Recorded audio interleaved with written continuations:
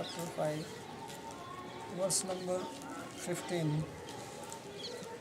Lord Brahma is continuing to answer Narada Muni's question, and he has basically made 2 points. First, he said that he is not the creator of the universe, but he does it by the power of Supreme Lord.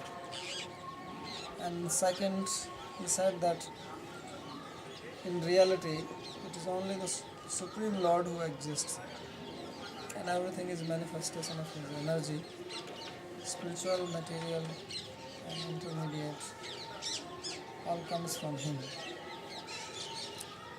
So now he will show that whether it is the Vedas or the planets or sacrifices, they are all aiming at Narayan or the Supreme Lord. Because if he is the source, then all these processes which are described in the scriptures, they also must aim at him, and the literature also must speak about him. So for that reason he speaks these 2 verses. Narayana para veda deva narayana angajaha narayana para loka narayana para makhaha narayana paro yogo narayana para tapaha narayana param jnanam narayana para gatihi. So he says that the Vedas, they are devoted to Narayan, and the gods, they have manifested from the body of Lord Narayan.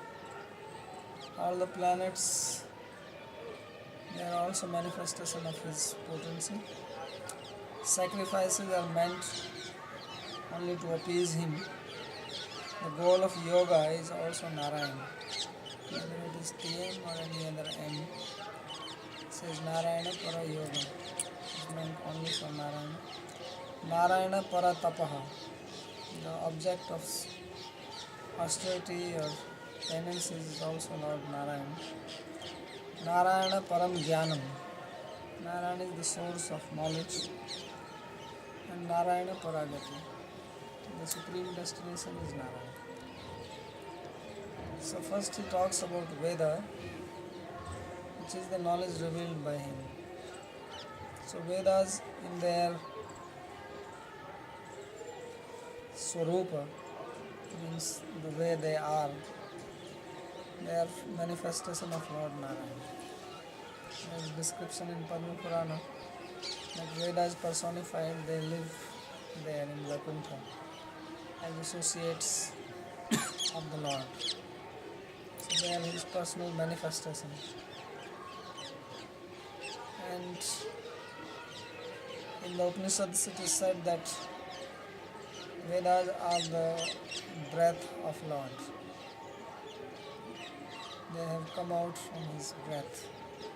So in that sense also they are manifestation of the Lord.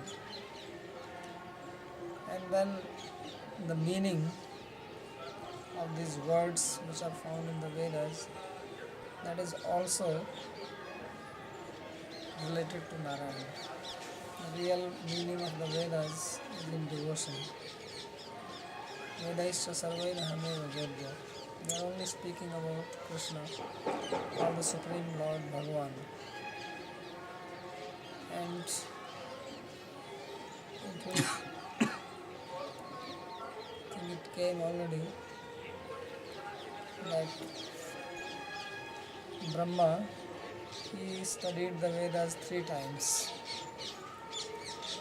and his conclusion was that Vedas are teaching about devotion to Krishna.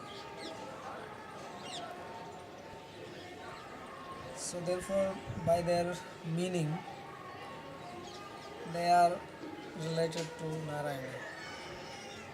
If one follows them, then the result is also Lord Narayana. The ultimate result of following Vedas is to realize Narayana. And the practice they speak is also related to Narayana.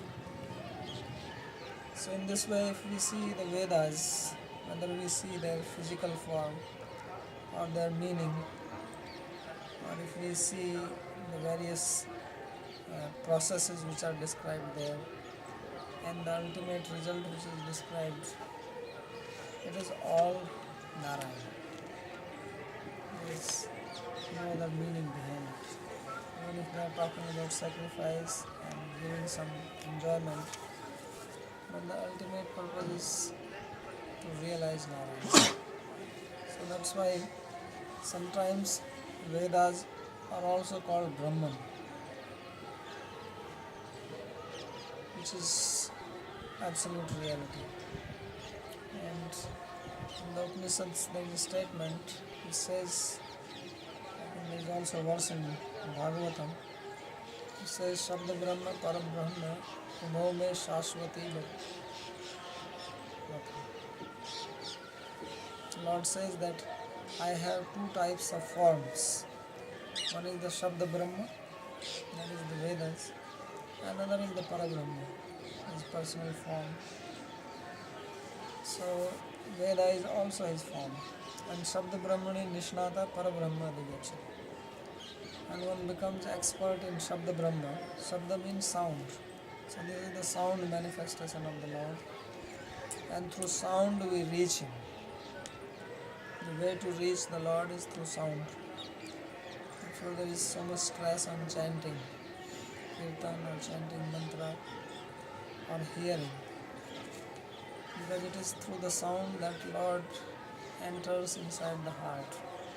Sound has this power, transcendental sound. In the material world, sound is also material. Because sound travels through the sky, and sky is material. The sound is also material. But the sound of the Vedas is transcendental. And therefore Vedas are called self-luminous. They are Swam Prakash. Just as we don't need light to see sun, because it is self-luminous. In the same way, Vedas do not depend on any other authority. They are self-luminous. So, Narayana is manifest. The Lord is manifest in the form of the Vedas. So in India, therefore, you will find that there are many temples where they worship only the Veda. The Veda is treated as the God. There is no deity or anything. We just have the book from the Veda and they worship that, Ved Bhagavan. Or Shruti. Shruti is called Shruti Bhagavati because it is manifestation of the Lord Himself. So if you read now the Vedas, you may actually wonder that what is so great about it, because it is full of certain prayers or talks about the sacrifices. But there are also some other meanings behind it.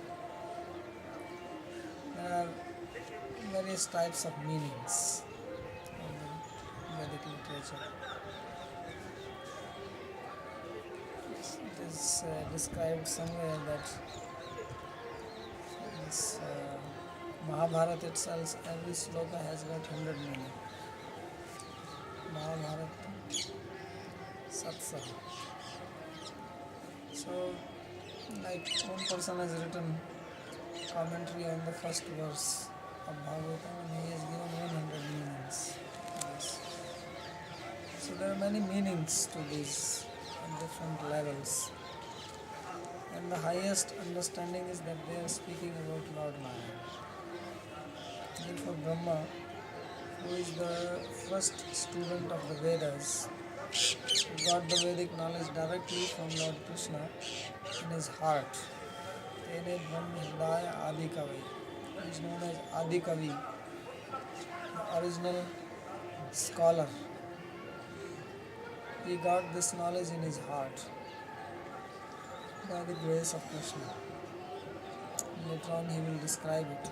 that how he was given the Kam Gayatri Diksha from the flute of Krishna. In Brahma Samhita it is described that Krishna he initiated Lord Brahma through his flute, and in Brahma he chanted this mantra. This was his tapas. And then Lord became manifest and he gave him the Vedic knowledge. He also gave him Chatusloki Bhagavatam, which will come in the 9th chapter of 2nd Canto. In the essence. So we have to remember these things. Why these things are spoken here? Because people tend to misinterpret later on these books. They think that this book is talking about worship of Ganesh or worship of Shiva or worship of somebody else, or talking about some materialistic aims. So you have to interpret knowing that Veda is Narayana Para. Para means it is devoted to Narayana, or it is also means cause or source, it has manifest from him, or that which leads to Narayana. So once you know this, then you have to interpret like that, you have to see it like that. So most people they read the Vedic literature and they try to interpret it with their material samskaras. They are wearing glasses which are colored by their materialistic conceptions, and therefore they cannot see things as they are. So Brahma is saying that you remove this and see through the light which he is giving. That is Narayana Paraveda. See that Veda is speaking about Narayana. Then you will understand, then the actual thing will be revealed to you. And Deva Narayana Angija. So it says, what about these demigods? They also seem also very powerful and independent, and people bless them, they worship them and get blessings from them. In Bhagavad Gita also Krishna says that perform this sacrifice and worship the devas, and these devas will bless you. Te deva bhaviyantu parasparam bhaviyanta shreya param avapsata. In this way, by mutual respect, you can attain your goal. So it says that these are also manifestation from the limbs of Narayana, Narayana Angaja. And the destinations, the various planetary systems described in the Vedas, so we say Narayana Para. They also come from Lord Narayana. They are manifestation of part of his energy. His descriptions are given that if you want to enjoy different types of pleasures, then you can go to Gandharva Loka, Varuna Loka, Chandra Loka, Surya Loka, Indra Loka, and Tap Loka, Nahar Loka, Jan Loka, various planets. So in the Upanishads as well as here in Bhagavatam, it is described that the happiness or pleasure which is available there is actually a semblance of the bliss of Krishna. It is not even real happiness, just a reflection of his happiness, which one experiences in Goloka, the abode of Lord Krishna. It's only an abhas, a reflection of the real thing. And Narayana Paramakha. Someone says that in the sacrifices there are descriptions. If you want to get rich, or if you want to get powerful, or you want to have strong body, followers, then you can perform sacrifices. So we also read earlier, 2 chapters before this. So he says that the real purpose of sacrifice is Narayana, because without pleasing him you cannot get the benefit. And Yagyo Vai Pursa, this sacrifice is actually meant to please Narayana. because it is a way to teach us about devotion. Devotion means surrender to the Lord. Sarvadharman parityajya mamekam sharanam vraja. But surrender is not very appealing to the conditioned soul. We have our ego, our pride, and as we read, because of the influence of Maya, we have Mama Hamiti Durdhiya. We are boasting, I am great, I am wonderful, I am scholar, I can do this, I possess so much power. So because of this, it is not possible to surrender. So the sacrifice teaches us to surrender. Because first of all, you have to follow many rules. And it is easy to surrender to rules than to a person. Surrendering to person is very difficult. That is a complete blow to the ego. But surrendering to rule is no problem because you think you are not surrendered. You don't see anybody. And these days people, they don't want to follow Shastra or religion because they think they have to take some guru or they have to surrender to God. But they are following so many rules. You go on the highway, on the road, you have to drive in a particular way. Your speed limit, your lane, how you change, where to stop, where to turn. You are actually completely fixed. Once you go on a highway, what is your freedom? You can only go straight. That is your freedom. And if you live in a particular city, then what is the freedom? You have to follow all the rules of the municipality and the state government.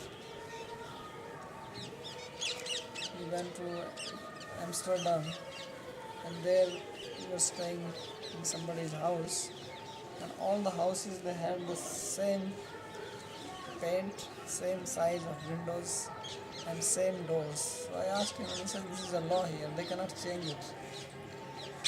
So actually they don't even have the freedom to choose the color of their house or the shape of their window.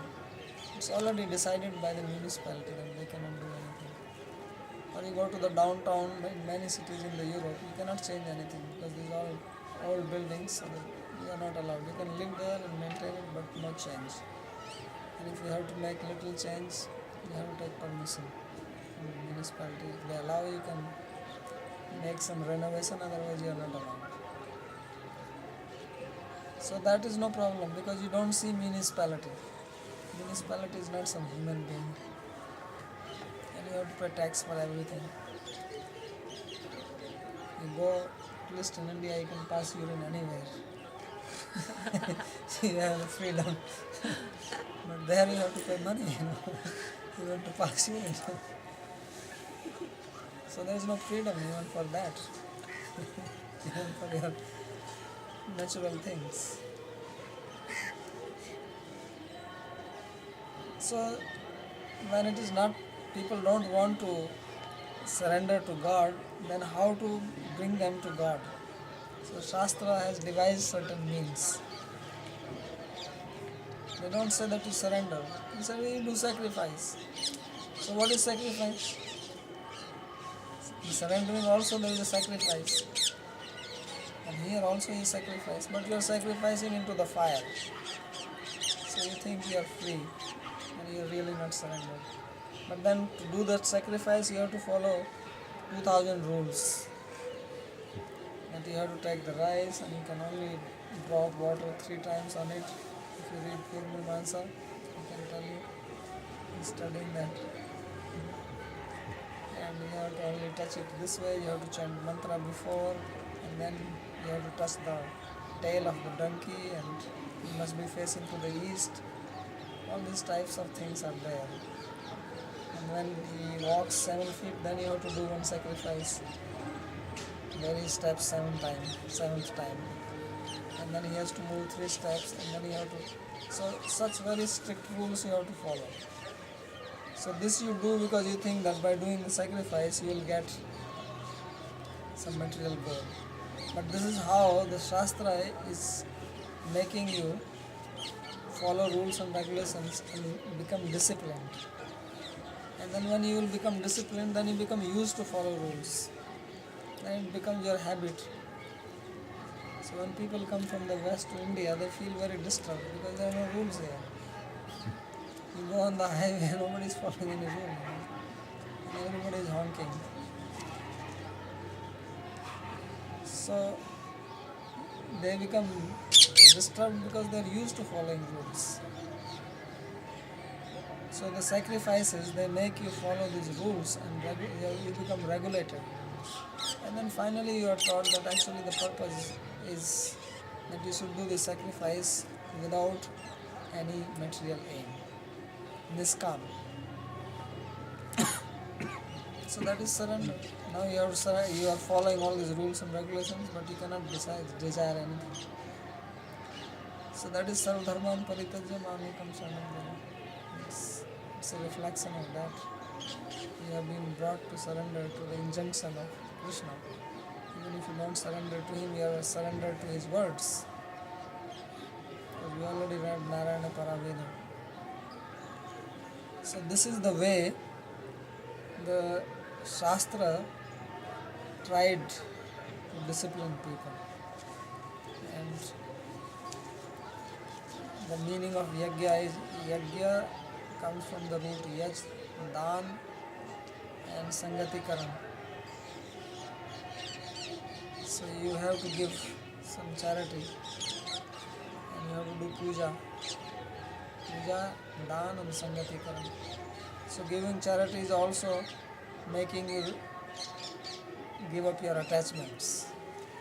So you earn something with your hard work and then you do some charity. So this way you become free from the attachment. Otherwise you always want to use it for yourself and then you become more and more bound by that. So sacrifice makes one free like this. And then there is Sangatikaram, means association. And through association you will learn that the real purpose is not just enjoying in the material world, but actually going beyond it. Then in the Sangatikaram you will hear Bhagavatam. Bhagavatam was recited in the sacrifice. Sutta Goswami was reciting to Sonaka in Namisaranya where they were doing sacrifice. So that's why Narayana Paramakha Kamo Sarva Kamo Va Moksha Kamo Varadhi Tivrena Bhakti Yogena Yajeta Purushaya. One should worship. So Yas Dhatu also means worship. So this sacrifice is a way to worship the Lord by material ingredients and chanting of mantras. Then Narayana Paro Yoga. Yoga is meant for Narayana. Yogi Namapi Sarvesham Madgate Namtaratmana Shraddhavan Bhajtayo Mam Sachame Yukta Tamamata. Krishna says best of the yogis is one who is doing my bhajan, who is doing service to me with his heart, not just mechanically, but with devotion. So that is the real purpose of yoga. Therefore Krishna is called Yogeshwara. He is called the master of the yoga. He is the goal of yoga. He is also called Yogi Raj.